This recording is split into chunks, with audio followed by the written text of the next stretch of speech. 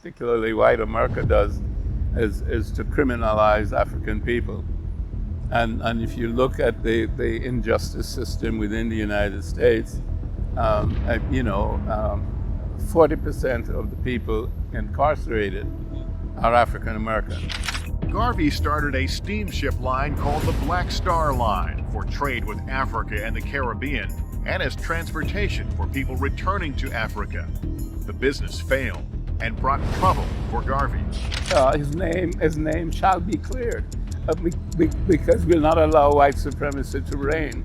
Its time of reigning is over, and if they don't recognize it, that's their problem. Any leader who stand up for black people to give out our freedom, Malcolm X was assassinated.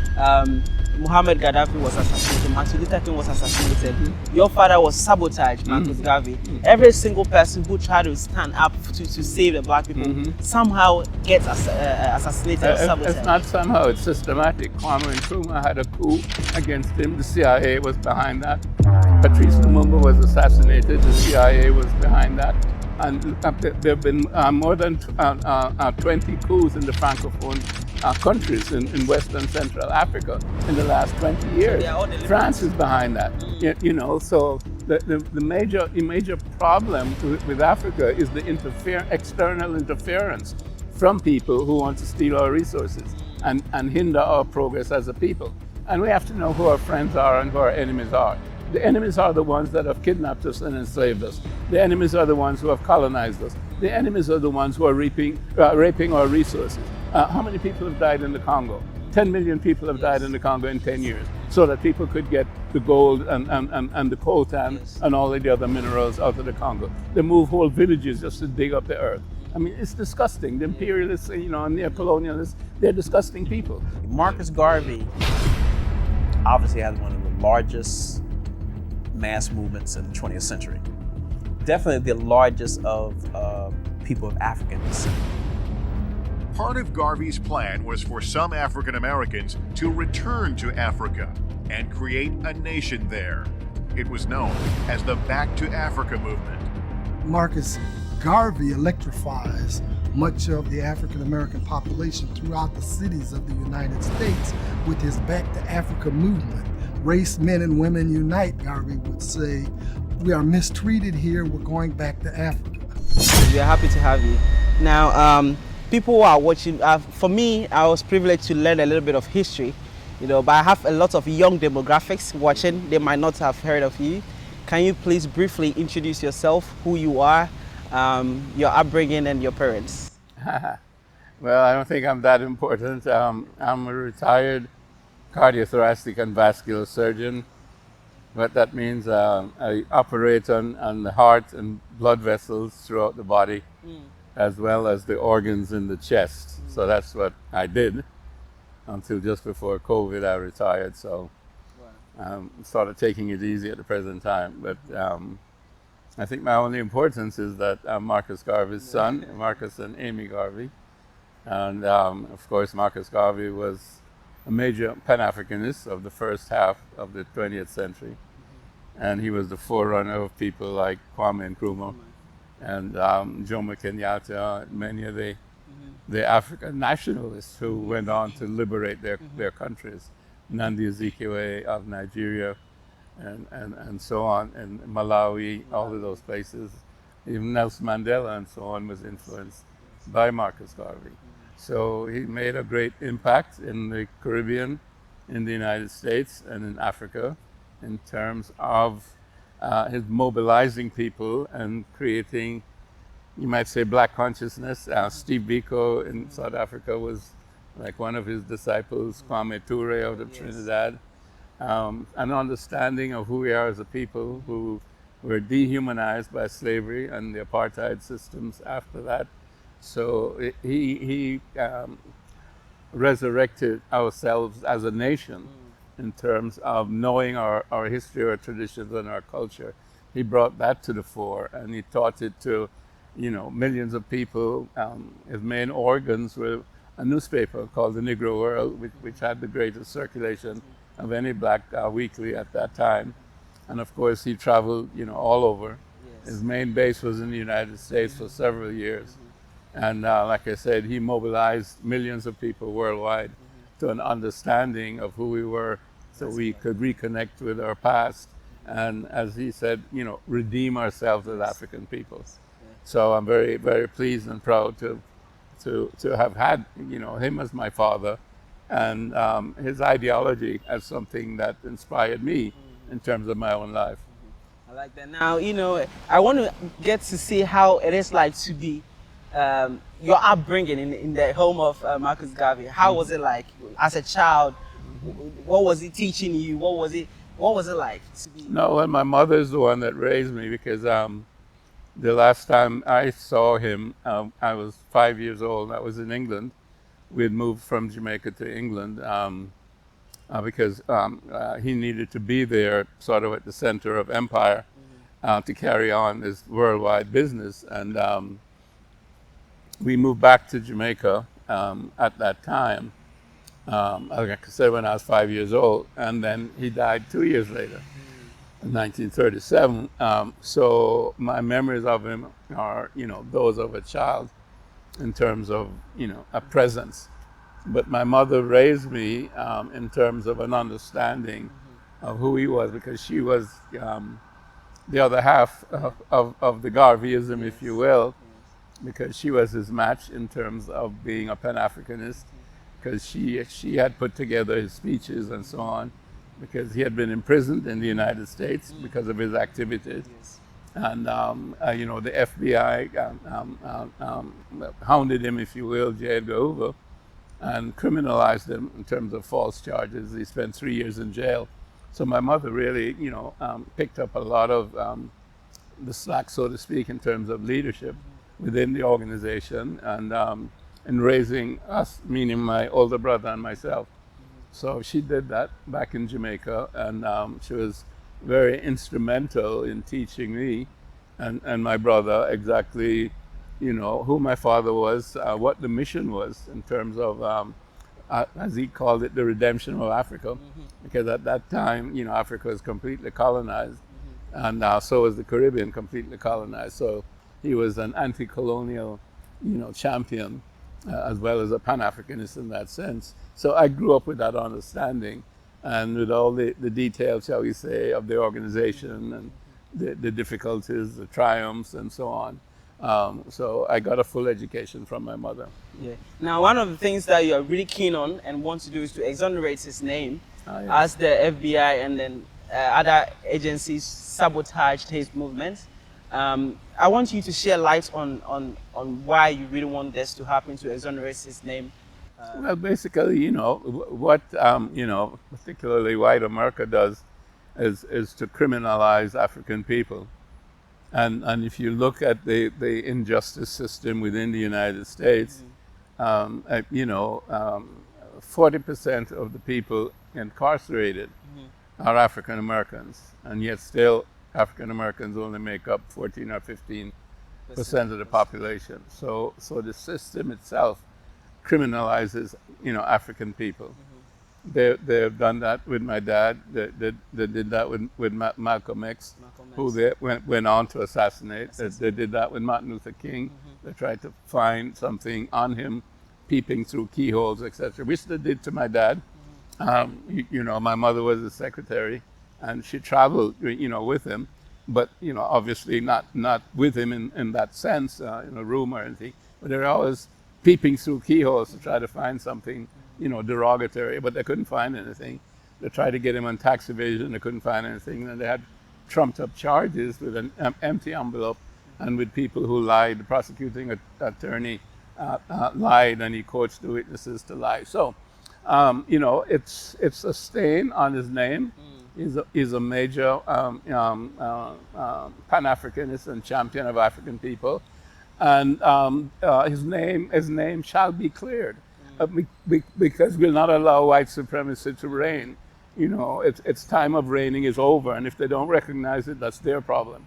So we will continue to fight. We started with Obama, and we made representation to Obama, and we're doing the same thing with Biden. But we're trying to mobilize the whole African world, shall we say, because he's a champion for the whole African world. And if white people, Americans, Europeans want to relate to black people, they have to respect us. And they have to show respect to my father. That's how I see it. Yes. If you don't respect me, then I don't need to discuss anything with you. You know, and we're 1.5 billion people. And if we're not respected, then we'll work with those people who respect us. And, you know, we've been on this road since 1987, which was the centennial of my father's birth. We've gone to the Congress of the United States, House resolutions, etc. Right now in the Congress of the United States, there's a House resolution to exonerate my dad. So all of these things are happening, and, you know, we're doing what we can do. But I'm just saying that we will not rest, and Africa should not rest until, you know, there is justice. It's the same thing with reparations. There has to be reparative justice. Otherwise, why do we need to deal with people who have kidnapped us, you know, killed and moved, you know, more than 30 billion people out of Africa, you know, and really retarded the progress of Africa and continues to rape Africa of its resources and then disrespect us. That's not tolerable. No. Now, you made mention any leader who stand up for black people to give out our freedom. Malcolm X was assassinated. Muhammad Gaddafi was assassinated. Martin Luther King was assassinated. Your father was sabotaged, Marcus Garvey. Every single person who tried to stand up to save the black people somehow gets assassinated or sabotaged. It's not somehow, it's systematic. Kwame Nkrumah had a coup against him. The CIA was behind that. Patrice Lumumba was assassinated. The CIA was behind that.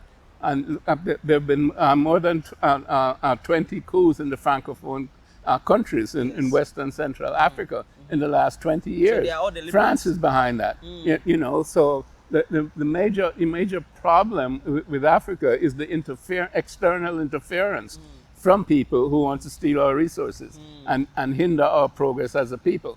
And we have to know who our friends are and who our enemies are. The enemies are the ones that have kidnapped us and enslaved us. The enemies are the ones who have colonized us. The enemies are the ones who are raping our resources. How many people have died in the Congo? 10 million people have died in the Congo in 10 years, so that people could get the gold and the coltan and all of the other minerals out of the Congo. They move whole villages just to dig up the earth. I mean, it's disgusting. The imperialists, you know, and the colonialists, they're disgusting people. And you know, it's time for all of Africa to understand this, to wake up and say no more. So how do we wake up? Because I know young leaders want to embody someone like your father. He did, but they are sometimes scared because of the past of assassinations. What advice will you give to a young leader? You have to get beyond fear. You know, you have to know yourself. You know, and if you're truly an African, you know, you know that there are ancestors. There's us, and there are those to come. And we know that there's reincarnation and there's continuous life. And if you lose your life today, you live again at some point in time. And the only value in your life here is if you're living it purposefully in terms of your own destiny and who you are as a person. You know, with the gifts that you have from the Creator. You have to manifest those gifts within your society. So, you know, we have to move beyond fear. You know, as my dad said, fear is for children. You know, fear is not for grown men who have an understanding of themselves. And also we have to be able to protect ourselves. So that we have to know who the enemy is and we have to protect ourselves against the enemy. But the problem is always a mental problem, meaning that we have to educate our youth so our young people understand exactly what has been done over time and how it has been done and who they are. So they can stand up on their own 2 feet, but and work in terms of their own communities, their own country, and of course we want a United States of Africa. But they will also understand the dangers, you know, and be aware of the dangers. And that's why we need, one united Africa. This way you can have one security force, you can have one army, and instead of all the different countries that can't defend themselves. You know, and why do we have, 30 plus United States Army bases in Africa? We don't need them. Let's get rid of them. You know, and our own army bases to protect ourselves. We don't need somebody else to protect us. So these are the things that need to be done, and they need to be done relatively quickly because it's been going on for too long, and we're losing generations over time. You can see right now our youths are, dying in the Sahara, in Libya, in the Mediterranean, and so on, trying to find a better life because they're not being educated, they're not having the skills that they need, and they're looking to Europe and elsewhere, for livelihood, and that's not right. The African Union has to take those steps and move towards a united, federated states of Africa, which is something that Nkrumah wanted 60 years ago, something my dad wanted 100 years ago, and we're still delaying. And, there needs to be greater political will to bring that about, because only with a united Africa can we solve Africa's problems. Yeah, I like that. Now the mindset, you talk about, it's all about the mindset. Yes. I did a survey where Africans on the continent want to go to Europe, but diasporans want to come back here. So I did a dialogue where a Ghanaian spoke to a diasporan who has lived in the UK for his whole life and believed that it's not possible to make it there, but Africa is the future. But on the other hand, they don't believe that it's possible to. So we were having this exchange of ideas. And then what I see happening now is a lot of diasporans are moving back to be able to train them, because they've had a very close proximity with their oppressors. They understand them more, and they try to come here to teach our brothers on how to exactly know who our enemies are in order for us to form, prepare ourselves. So if you do have a message for the Blaxit, meaning the black exiting the West and Europe, what would that message be? Oh, well, keep doing it, because, the future is Africa. Africa is the richest continent in the world, has 60% of the arable land, 40% of the gold, 30 or 40% of the oil resources. And you can go on and on with manganese and lithium and so on and so forth. So it's also the youngest country, so it has the greatest future. So those of us in the diaspora who, understand the difficulties in terms of advancing, and not only advancing, but being ourselves as African people in Europe or in the United States, we should understand that we can live a much more fulfilling life here in Africa and bring, therefore, our resources, human resources, physical resources, financial resources, bring it here to Africa, where it will bear, great fruit. And as you say, we do have a lot to offer. And, numerically, we are anywhere from 300 to 400 million.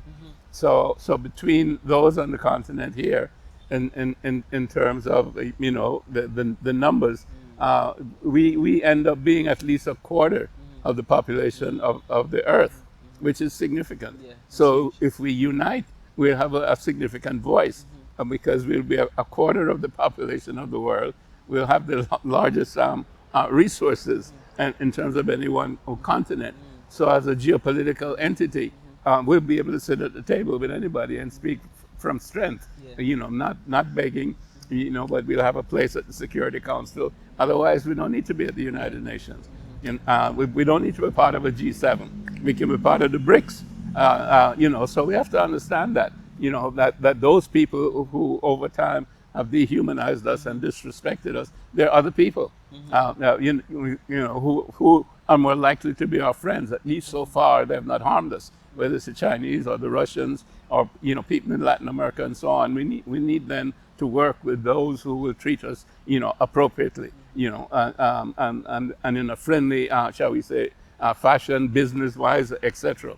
And this is a critical point, because if we don't do it at this point, then Africa, I think, will be recolonized again, because, again, all the resources are here and people are scrambling for resources in terms of the next stage of industrial development.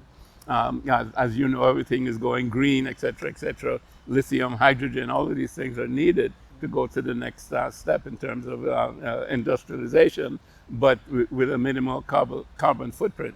So again, Africa is there in terms of wind resources, in terms of solar resources, in terms of water resources, etc., hydroelectric power.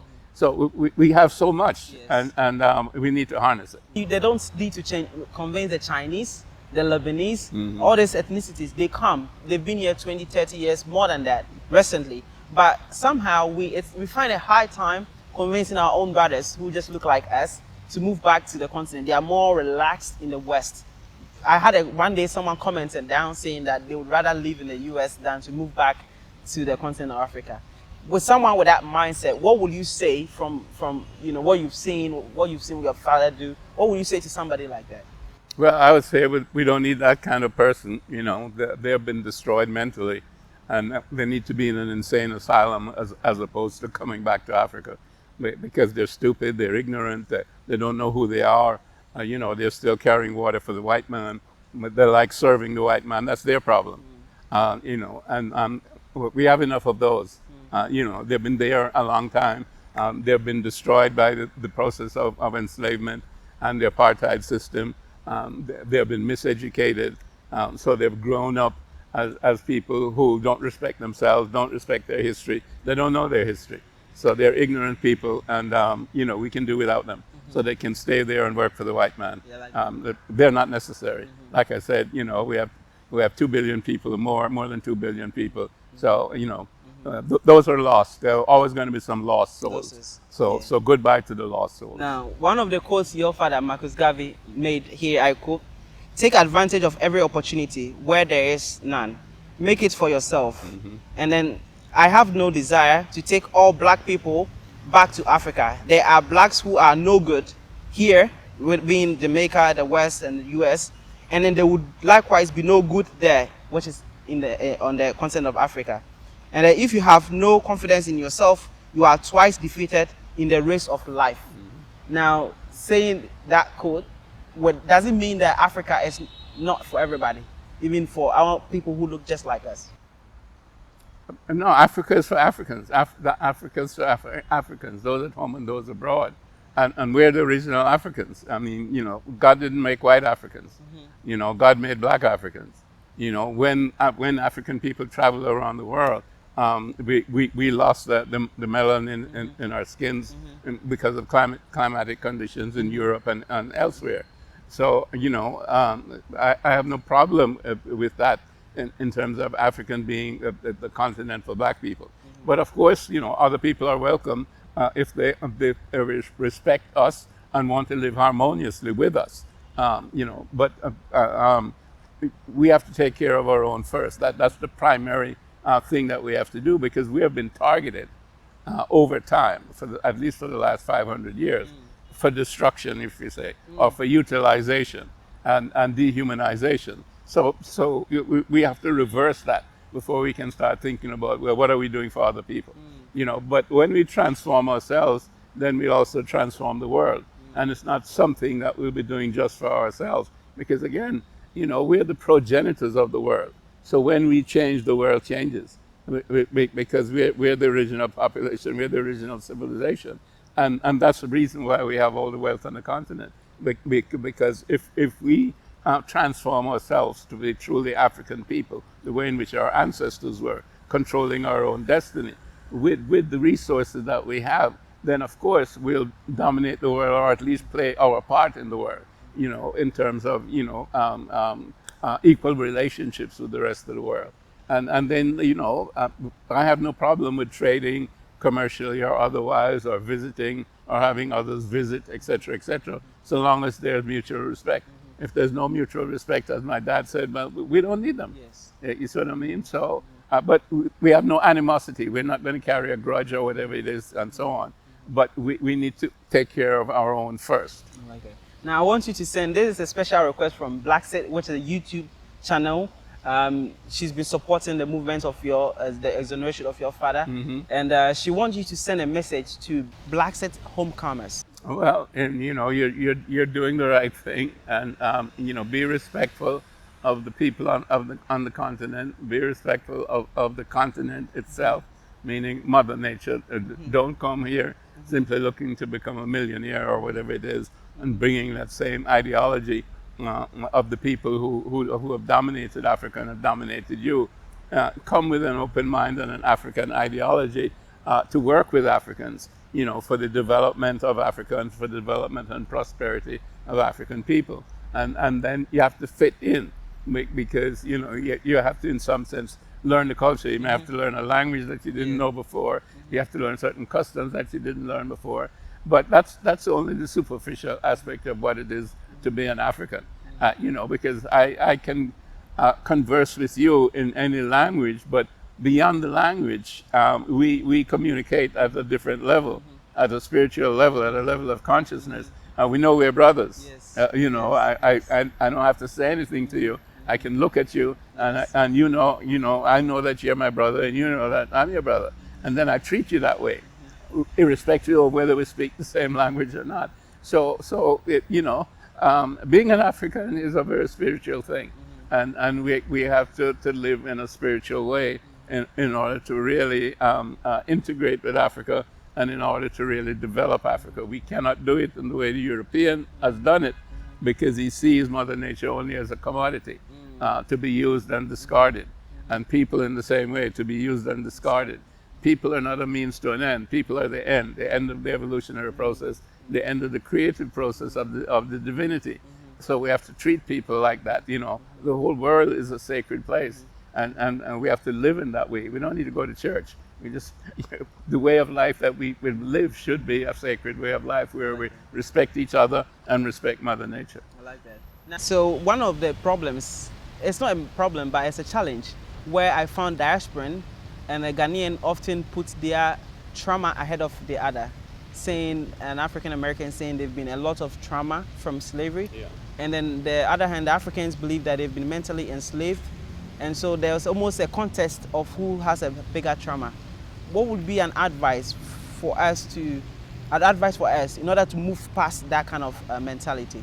Well, basically, you have to get over it, and the only way to get over it is through self-knowledge. And this is something that my father taught. When he said, man is the individual that can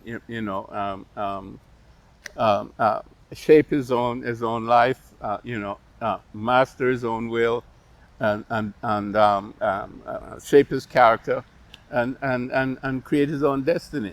So you have to look at yourself in terms of who you are, and see what's good and see what's bad, and then bring about the transformation. Stop doing the bad things, start doing the good things. And you can do that, in terms of knowing your own mind.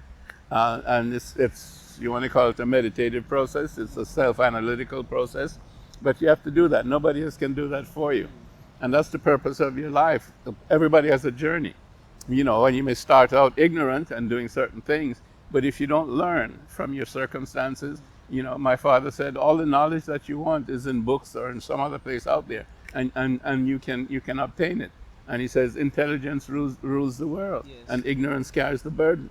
So if you're ignorant, then you're always going to be a problem, and you're always going to be involved in your own trauma, and become paranoid about it, or simply, wallow in it in terms of your own emotional self. But if you're intelligent, then you'll deal with your own problem in terms of self-analysis, so that you can move past the trauma, and you can move past the trauma with knowledge.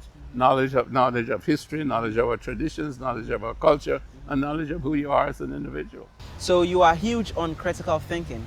Yeah. Give us an advice for the youth of Africa on critical thinking. On critical thinking? Yes. Well, a mind creates, and anything that you want in nature, you can achieve through the creation of your mind. There's no heights to which you cannot climb by using the active intelligence of your mind. Thank you. And thank you so much for everything you do. And I really appreciate this. And being on the show, being on Web Nation Africa, thank you so much. My pleasure.